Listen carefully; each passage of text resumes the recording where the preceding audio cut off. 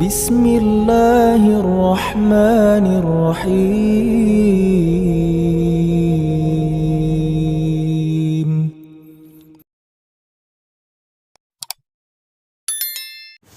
Bismillahirrahmanirrahim. Assalamualaikum warahmatullahi wabarakatuh. Alhamdulillahirabbil alamin. Assalatu wassalamu ala asrofil anbiya'i wal mursalin sayyidina Muhammadin wa ala alihi wa sahbihi ajmain, amma ba'du.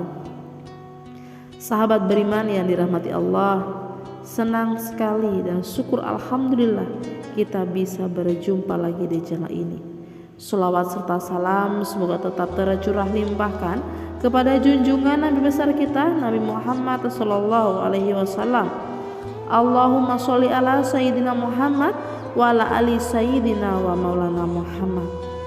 Harapan dan doa saya semoga saudaraku semuanya selalu diberikan kesehatan dan diampuni dosa-dosanya oleh Allah. Amin amin Allahumma amin. Sahabat beriman yang dirahmati Allah, hari kiamat adalah hari di mana seluruh alam semesta dihancurkan. Pada hari itu semua yang bernyawa akan mati. Kemudian dengan izin Allah manusia akan dibangkitkan kembali untuk dimintai pertanggungjawaban atas perbuatannya di hadapan Allah Subhanahu wa taala. Saat itu semua manusia berkumpul di suatu tempat yang sangat terik yang bernama padang mahsyar.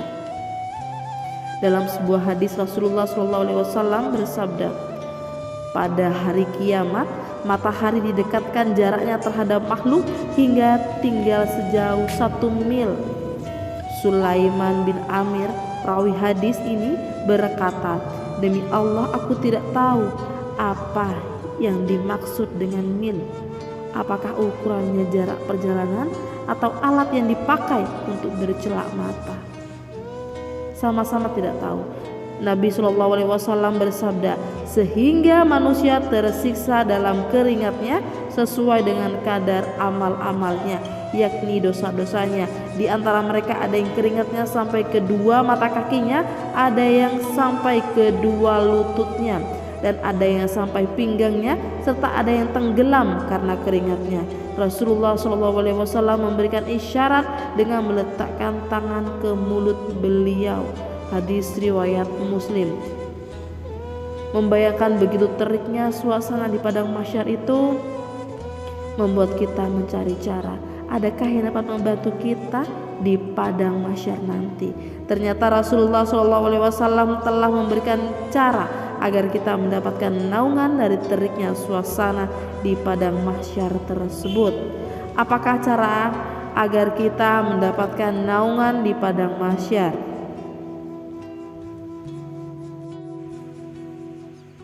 Cara agar mendapatkan naungan di padang mahsyar, setiap amal kebaikan selain bernilai pahala jika dikerjakan ternyata memiliki keutamaan khusus bagi pelakunya.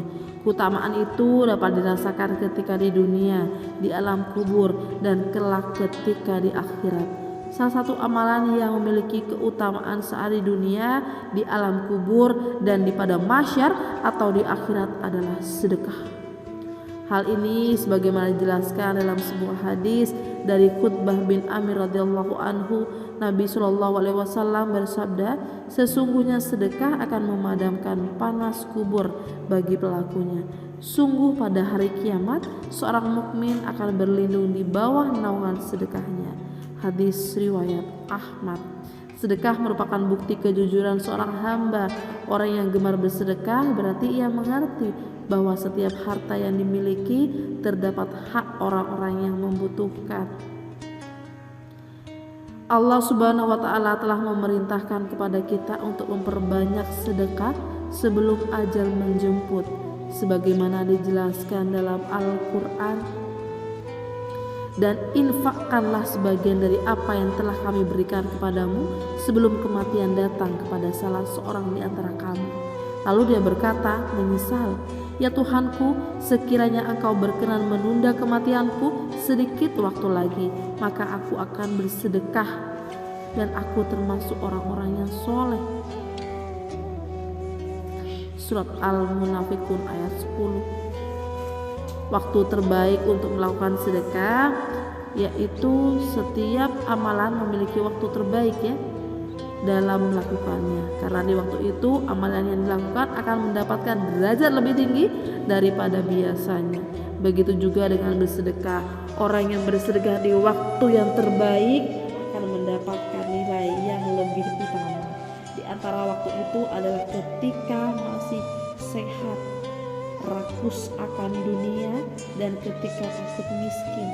Dalam sebuah hadis Rasulullah SAW bersabda dari Abu Hurairah radhiyallahu anhu bahwa ada seseorang yang bertanya kepada Nabi SAW, sedekah seperti apa yang paling besar pahalanya? Beliau menjawab, engkau bersedekah ketika kamu masih sehat, rakus dengan dunia, takut miskin, dan bercita-cita menjadi orang kaya. Jangan tunda sedekah sampai ruh berada di tenggorokan, kemudian kamu mengatakan untuk si A sekian, untuk si B sekian, padahal sudah jadi milik orang lain melalui warisan. Hadis riwayat Bukhari dan Muslim. Orang-orang yang mendapatkan naungan di padang mahsyar ini selain bersedekah dan memiliki keutamaan mendapatkan naungan di padang mahsyar, ternyata Allah Subhanahu wa taala telah memberikan janji bagi 7 golongan yang kelak akan mendapatkan naungan di padang mahsyar.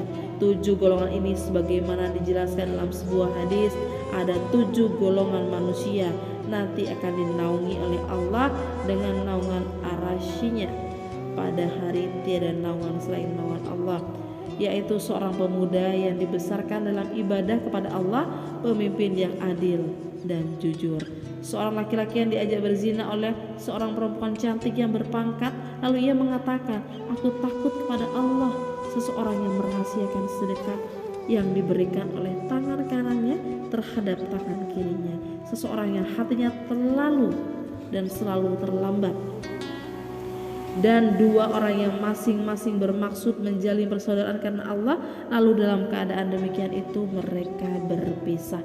Hadis riwayat Al-Baihaqi.